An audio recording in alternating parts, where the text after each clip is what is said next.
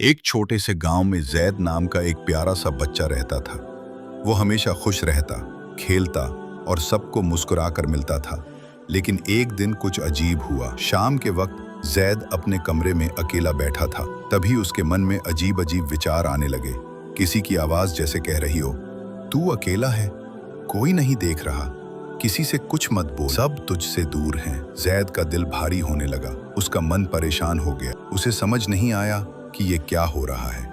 उसी वक्त उसके दादा कमरे में आए। उन्होंने जैद को देखा और प्यार से पूछा, क्या हुआ बेटा, इतने चुप क्यों हो?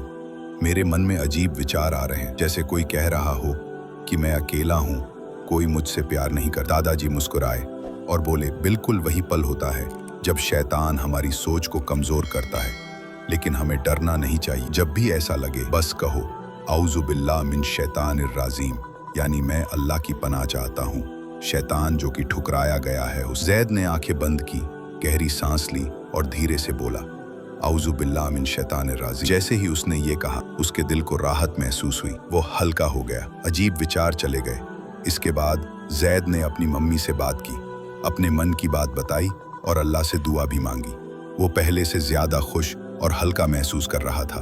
अब उसे पता था, जब भी मन में बुरे ख्याल आए, डर लगे या लगे कि कोई साथ नहीं है, तो उसे तुरंत औज़ु बिल्लाह पढ़ना है। सबक: जब भी शैतान मन में बुरे ख्याल डाले, मायूसी दे, तो अल्लाह की पनाह मांगनी चाहिए।